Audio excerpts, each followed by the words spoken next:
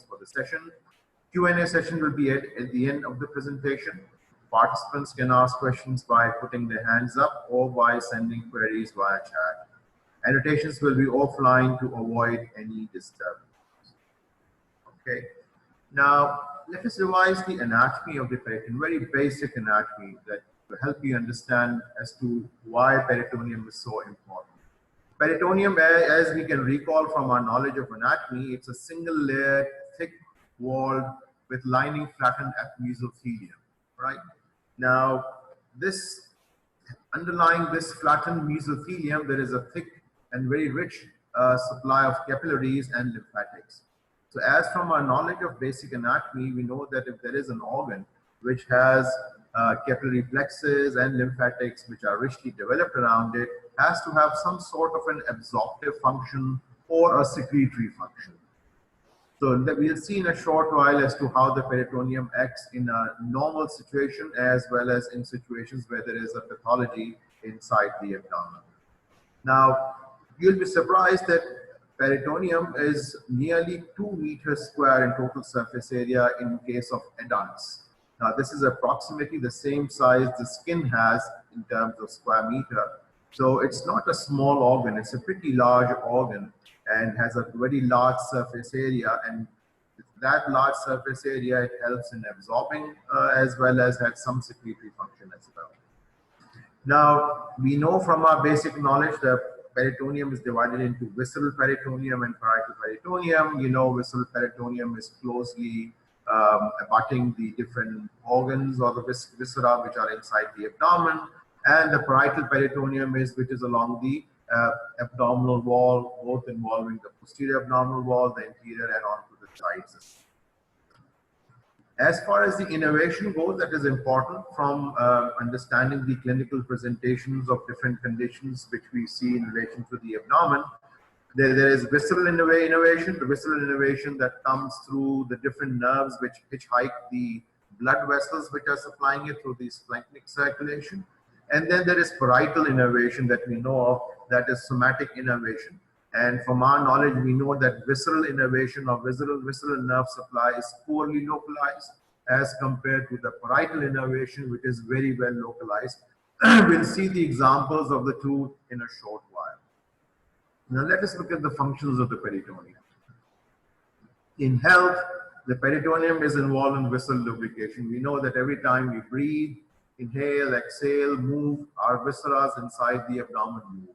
So and they are closely abutting each other. So in order to have a smooth movement, there are secretions which are produced by the peritoneum which helps in lubricating their surfaces, and that helps in movement of those viscera in close junction with each other without causing undue damage. Besides that, it is actively involved in fluid and particulate absorption. One of the things that is used at times in patients who have got chronic renal disease, and the peritoneum can actually be used for peritoneal dialysis because of its large surface area and its ability to absorb fluid and particulate absorption as well.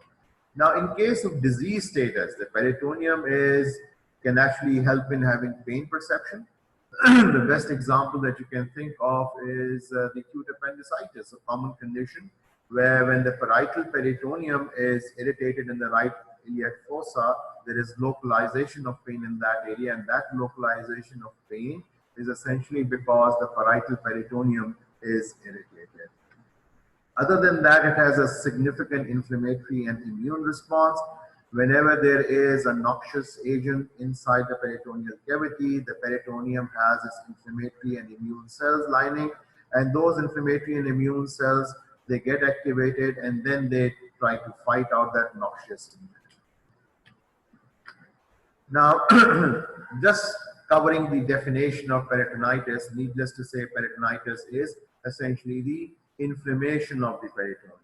The itis, adding it to it, actually makes inflammation, this inflammation of the peritoneum. Now, knowing that it's a pretty large organ, 2 meters square, not necessarily that whole of the peritoneum would be infected. There are times when there is a localized area of the peritoneum which is inflamed, and then there is a generalized area of the peritoneum involved in the disease pathology and getting inflamed. So you will talk about localized peritonitis and generalized peritonitis. The localized peritonitis, once again, the best example is an early stage of acute appendicitis, an uncomplicated acute appendicitis causing localized inflammation in the right iliac fossa and causing pain and signs. In case of a generalized peritonitis, the best example that I can give quickly is that of a perforated peptic ulcer, where the bowel contents tend to spread all over the abdomen, all over inside the abdominal cavity, and causing inflammation of the peritoneum in a more general way. Now, let us look at some of the etiology or the causes of peritonitis. One of the most common is bacterial peritonitis. The bacteria may be arising from the gastrointestinal tract or may be arising from the non-gastrointestinal tract. We'll see shortly what are those organisms. Besides bacterial, it can be a chemical peritonitis. A chemical peritonitis can be because of the bile, or you must have heard the word barium. Nowadays, barium is actually not used. It's a radiological dye which was used at one time very frequently to assess the gastrointestinal tract. Nowadays, barium is actually not used that frequently, but historically, this barium used to be given by mouth, and then it would help in outlining the whole of the GI tract. If any perforation is missed and that barium leaks from those perforations, that it can cause severe chemical peritonitis. So one of the conditions where the barium would be avoided, when it used to be used in the past quite frequently, was that if you are suspecting a perforation there.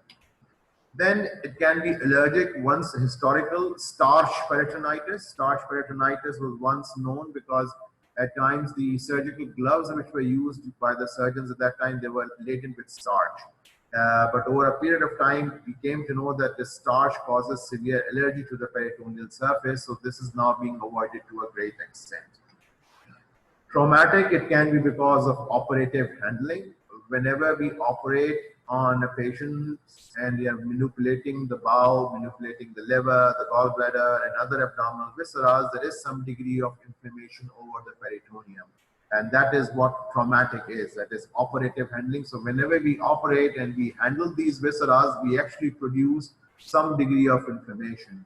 So the general principle is to handle these organs gently so as to minimize the chances of inflammation being produced there. Then it can be ischemic as well. It can occur in strangulated hernias or in cases where there is vascular occlusion to a particular portion of the peritoneum.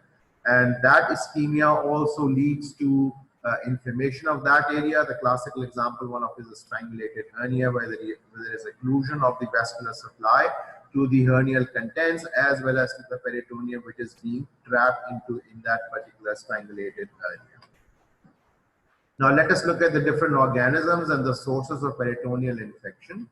Now, when there is GI perforation, the GI perforation can be one of the sources of peritoneal infection. First, we look at the sources. GI perforation like peptic ulcer perforation, a complicated appendicitis where there is perforation of the appendix. There can be a salmonella infection, like we have the typhoid infection, a very common problem used to be at one time, and nowadays it is greatly curtailed because of better antibiotics available. About 2 decades ago, it used to be a very serious issue because the drugs were not appropriately available. The drugs which were available were very expensive. So people used to come quite frequently with typhoid complications. And that was one of the factors that used to lead to the source of peritoneal infection. Then diverticular disease is another one which can produce serious consequences if it perforates, and it can cause generalized peritonitis. Besides GI perforation, there can be a transmural translocation. Transmural obviously through the wall, not related to perforation, but it is actually related to something like pancreatitis. Ischemic bowel where perforation has not occurred. So this particular portion of ischemic bowel is actually different from when there is a perforation there. So despite retaining the integrity of the bowel, the organisms can actually transmigrate through the wall of the gut and can actually cause inflammation of the peritoneum and peritoneal infection. Primary bacterial peritonitis is purely a medical condition. I've just added it over here, but I think primary bacterial peritonitis will be dealt by the GI or the medicine field. Exogenous contamination, this can be because of the presence of brains, open surgery, or trauma. If there is a stab injury or if there is a firearm injury or any sharp object which enters into the abdominal cavity, it is going to it has a potential of introducing infection to the peritoneal cavity, and that is why we call it as the exogenous contamination. Female genital tract is another source that will be in cases of pelvic inflammatory diseases. It's a pretty common problem in our part of the world. The gynecologists deal with them day in, day out. So female genital tract can be another source of peritoneal infection. Hematogenous infection. There is a possibility there are patients who have infections somewhere else other than the peritoneal cavity or the abdomen, and that through blood circulation the infection can reach that area and can cause peritoneal infection. Now quickly let's look at the microorganisms which are involved in peritonitis from gastrointestinal tract, which we general surgeons deal with the greatest. That is from the gut, which is Escherichia coli, Streptococci, Enterococci, Bacteroides, Clostridium, Klebsiella pneumoniae. These are the common organisms which come from the GI tract. Besides GI tract, there is fallopian tubes where Chlamydia trachomatis and Neisseria gonorrhea can, that is obviously in female patients. Then you have other sources like we mentioned earlier, the hematogenous spread that come from hemolytic streptococcal infection as well as staphylococcal infection. So these are the different organisms that can actually produce infection in the peritoneum. Last but not the least, there are Mycobacterium tuberculosis and other species. Mycobacterium tuberculosis infection is still common in this part of the world. It is actually emerging back in the West as well with the occurrence of the AIDS, the HIV, the human immunodeficiency virus, which has immunocompromised those patients. And then there is a surge of tuberculosis infection in the West as well. The fungal infections. The fungal infections are known to occur and they are known to cause peritonitis. And especially in patients who have a long-standing or a missed perforation, fungal infection is known to occur in those patients as well. And that would occur in situation as understood that these patients would get immunocompromised, leading to fungal infection as well. Now, factors that would favor a local peritonitis, like we mentioned that there is a localized peritonitis and there is a generalized peritonitis. Let us see what are those natural or artificial ways or acquired ways by which peritonitis can become localized, or there are situations where it would fail to get localized and would become generalized. Now, anatomically, we know that the greater sac, we know there is a greater sac and there is a lesser sac. The lesser sac is behind the stomach. The greater sac is the rest that we see. The greater sac is divided into a subphrenic space. I'll show a diagram as well shortly to show those areas, the subphrenic space. Then there is a pelvis and then there is the peritoneal cavity proper. Now, whenever there is infection in the pelvis, the nature tries to retain the infection within the pelvis and tries to prevent that infection to spread in the rest of the peritoneum. Similarly, if there is a subphrenic space infection, there are mechanisms which actually try, because of the compartmentalization, it tries to retain the infection in that particular area. Now, pathologically, the factors that help in localizing a particular peritonitis is adhesions around the affected organ. Like in situations if somebody had previous abdominal surgery and has developed has developed adhesions inside the abdomen, then there is a possibility that if a particular organ, like a particular, for that matter, even a gut getting perforated, would fail to spread out in the rest of the abdominal cavity simply because those adhesions will compartmentalize that particular portion of the gut and will prevent the contents of the gut to travel to other part of the abdominal cavity. So that would actually favor localized peritonitis rather than a generalized peritonitis. So adhesions at times, they can be beneficial as well, and at times they can be harmful as well. Then there is a role of small intestine. There is decreased peristalsis and fibrin adhesions. Nature, what it does is that whenever there is a noxious process or a noxious agent inside the peritoneal cavity, the small intestine or the bowel around it, it tends to reduce peristalsis. By reducing the peristalsis, it prevents the migration or the movement of those noxious stuff to rest of the peritoneal cavity. This is a beautiful way of nature to prevent the contents to spread to the rest of the peritoneal cavity. So by reducing the peristalsis, the portion of that gut which is around the noxious stuff, it tries to minimize its spread into the rest of the peritoneal cavity.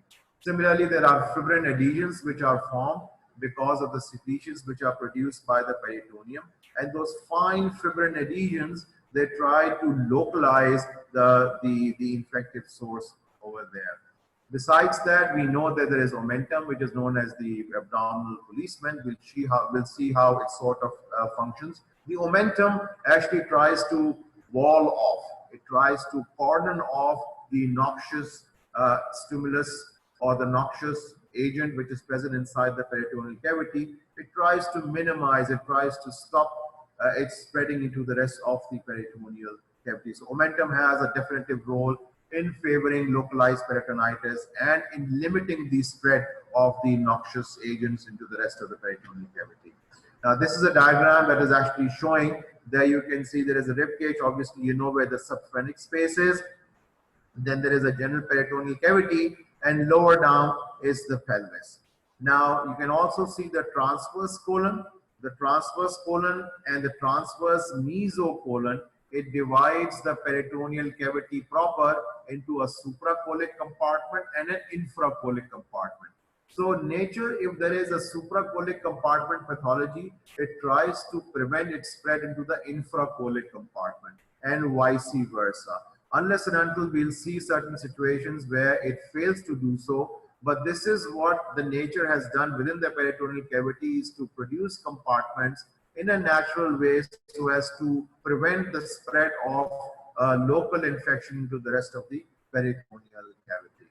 You can also see there is the greater omentum. The greater omentum also functions the same way in trying to localize the infection to a particular compartment of the peritoneal cavity. Now let us look at the factors that would favor generalized peritonitis. One would be the speed of peritoneal contamination. If there is bowel perforation, and the bowel perforation occurs in a way that the body, the intra-abdominal factors which are responsible to act in a way to contain that contamination, it fails to do so, then and the bowel contents come out very quickly, so it would fail to act and prevent its spread to the rest of the peritoneal cavity. So when there is a greater speed of peritoneal contamination, either from the gut or from the biliary system or even from the urinary symptom, if there is an injury there and urine is leaking into the peritoneal cavity, then the contamination is going to be generalized. The factors that would prevent it to become generalized will fail to act, and you will end up with a generalized peritonitis. Then stimulation of peristalsis. Whenever we eat or whenever we drink, the peristalsis of the gut takes place, and as we saw in our previous slide, then there is nature, what it does, it tries to reduce peristalsis so as to prevent the spread of infection to the rest of the peritoneal cavity. So if there is an ongoing infection in the peritoneal cavity, and if we continue to feed the patient either in the form of liquids or solids, the peristalsis that is produced by the intestine, it will actually help in spreading that infection to the rest of the peritoneal cavity. So stimulation of peristalsis will occur with the act of eating or drinking, so that has to be avoided. If there is a virulent organism, then virulence of the organism will sort of simply overcome the immune system and will spread very rapidly into the peritoneal cavity. Extremes of ages, we know that in childhood, the omentum is poorly developed, and in the elderly, somehow the omental reaction is deficient. So in extremes of ages, whenever there is a peritoneal infection, it has a tendency to spread very quickly. Disruption of localized collection, either because of surgery, like somebody has a pelvic collection and we intervene by surgery, and while we are manipulating it, the infection can actually spread to the rest of the peritoneal cavity. So in such situations, we tend to avoid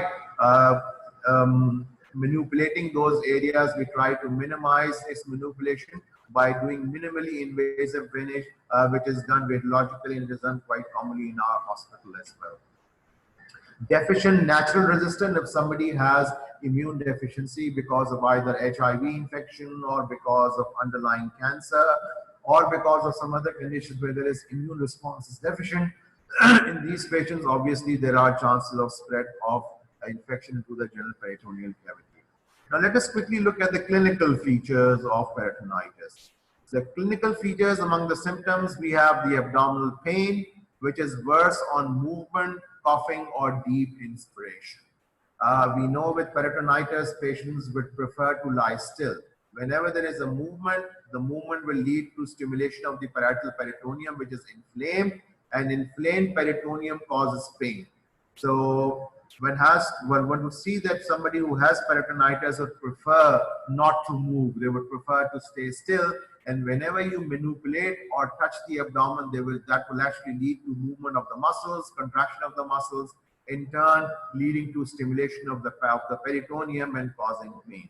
So this is one of the classical symptoms of peritonitis, abdominal pain, which get worse on movement, coughing, or deep inspiration. Then there will be constitutional upsets like anorexia, malaise, fever, and lassitude. There is going to be GI upsets. There can be nausea and there can be vomiting as well. Then there can be pyrexia. At times, pyrexia may be absent, and sometimes in very sick patients, their patients actually can become hypothermic as well. Then there is going to be raised pulse rate, tenderness plus minus guarding or rigidity, and rebound tenderness. We all know from our knowledge of clinical examination what is tenderness, what is guarding, what is rigidity, and what is rebound tenderness. So patients who have peritonitis, all these signs are likely to be present, and they can be elicited by a smart clinician. Then there is pain or tenderness or rectal or vaginal examination in pelvic peritonitis. If the disease pathology is limited to the pelvic cavity, if you do a pelvic examination, doing a digital rectal examination or a vaginal examination, you will find that these patients are tender on that examination.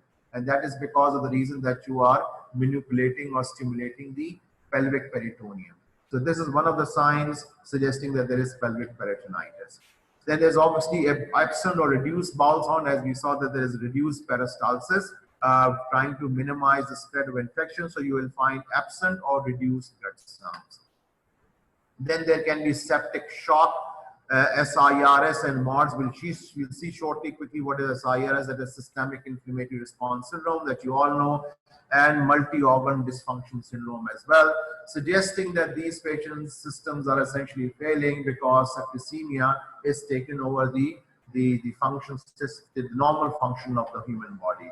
Among the diagnostic tools, laboratory, we do a complete blood count, where we would see the white cell count, the platelet count, and the hemoglobin, just to see whether the bone marrow is functioning normally or not. In patients who have severe infection, you will find are high in the white cell count. Urea creatinine electrolyte is checked because these patients are dehydrated, they have got says of vomiting, they have not been able to take orally much at times for many days. So we would expect some degree of renal compromise taking place, which we call as pre-renal azotemia, and electrolyte imbalance because of the persistent vomitings there. So urea creatinine electrolyte has to be checked. Serum amylase has to be checked to rule out pancreatitis. Blood cultures should be sent, especially when you are suspecting there is infection process going on. Then obviously beta ICG can be done in childbearing age, where you may be suspecting this could be an ectopic pregnancy or a ruptured ectopic pregnancy. Urine DR can be done. It can be sent, the urine DR sample can be sent, or a dipstick test can be done to check for presence of any infection in the urine. Radiologically, you can have a plain X-ray chest erect done to rule out presence of hollow viscous perforation. You remember that there is presence of free gas under the diaphragm in such situations. Then there is plain X-ray abdomen supine can be done, in which you will actually try to look at the bowel pattern, whether it's dilatation of the bowel, the presence of any dilated segment of the bowel, large and small, that will give you some idea about the possible pathology going inside the abdomen. Then ultrasound abdomen can be an important diagnostic tool. Last but not the least, the CT scan abdomen with contrast It is one of the gold standards which is used for assessing the intra-abdominal status, the ongoing peritoneal infections, the perforations, the collections. It gives you a lot of information in patients that we are suspecting intra-abdominal sepsis. Management essentially is the general care of the patient, in which includes correction of the fluid and electrolyte imbalance. We need to hydrate, put in a large bore cannula, provide them fluid. Based on the labs coming back, you need to correct the electrolyte balance. Then insertion of nasogastric tube for GI decompression, and as well as urinary catheter being placed, indwelling urinary catheter to check on the urine output. That is one of the endpoints of resuscitation that will tell whether you have been able to achieve renal perfusion or not. Then you start with broad spectrum antibiotics. You need to give analgesia. Now, this is a fallacy at times in patients with peritonitis, that people avoid giving analgesia because it is going to take away the signs. Analgesia has to be given. It does not take away the sign. It makes the patient comfortable, and it's humane. You need to give analgesia, good analgesia, to make the patient comfortable. That is part and parcel of the general care of the patients. The vital system support, if somebody has low blood pressure, despite giving adequate IV fluids, you have to put them on inotropic support. If somebody has got severe breathing problems, you may consider putting him on the ventilator, so on and so forth. If somebody has become anuric because of septicemia, you have to consider hemodialysis as well. Surgical treatment, of course, when appropriate and when it is considered that it is needed, it should be done as soon as the patient is resuscitated.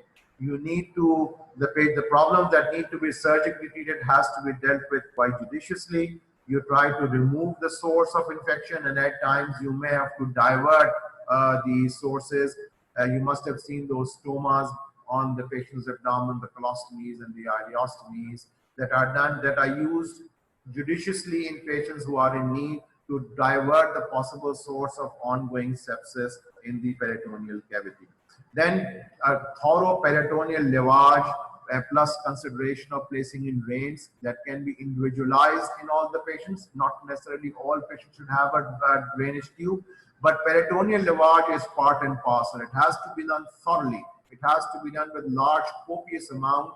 The general rule that we usually follow and that we have been taught is that the fluid should be so clear that the fluid that you are putting in is coming out as almost clear it has been put in. So, jitna clear ho sakta hai after peritoneal cavity, after that lavage it has to be achieved. Among the complications, systemic, we know it can cause septic shock. Then if system inflammatory response syndrome, then it can cause multi-organ dysfunction syndrome. It can cause multi-organ failure, which is obviously death. Then in abdomen, it can actually cause paralytic ileus. The gut will actually go to sleep, would refuse to move, and it can be a prolonged paralytic ileus in patients who have persistent source of infection which has not been taken care of adequately. Then there can be residual or recurrent abscesses, or there can be formation of inflammatory masses. These are the known, and we do see them in patients with adequate intervention. Even with adequate intervention, these residual abscesses can form and inflammatory masses can form. Then portal pyemia is a very dreaded complication where we've got a very high mortality and abscess formation in the liver because of the spread of infection through the portal circulation. Then there can be adhesive small bowel obstruction, which is a lifelong problem. Patients who have undergone abdominal surgery, they can actually end up with bowel obstruction because of the adhesions which are formed by the infection. Now, quickly going over the omentum, I'll take another 1 minute or so. We know that omentum is an abdominal policeman. It actually helps in limiting the infective or the noxious process in the abdomen. We discussed it earlier in the part of the lecture that it actually rushes to that particular area where there is infection going on, and it tries to sort of minimize the infection over there, working like a policeman, working like to control the infection in that particular area. Example best we see in acute appendicitis. At times when you would open up these patients for surgery, you will find that the appendix is actually under the cast of the omentum, and that is what it would perform well in young patients especially. At times it can plug or occupy the hernial sac and prevent the bowel to go in. involved in tuberculosis and abdominal carcinomatosis. At times you will find deposits on the omentum in patients with tuberculosis as well as abdominal carcinomatosis, especially in patients with ovarian cancers. Now, ovarian torsion is a condition where there is twisting of the omentum. It's a rare condition. A differential diagnosis with acute appendicitis. Primary or secondary, it can develop torsion, means twisting. It can develop either primary or secondary to adhesions of the omentum to any old focus. So the omentum can actually get adherent to a particular part of the peritoneal cavity, and it can undergo twisting over that fulcrum, over that attachment. And by twisting, the circulation of that portion of the omentum can get compromised, and it can lead to an acute abdominal condition. It presents as acute abdomen. Torsion remains undiagnosed, which can lead to gangrene and bacterial peritonitis. And treatment is obviously surgical intervention, where you would excise the diseased portion of the omentum. Thank you very much.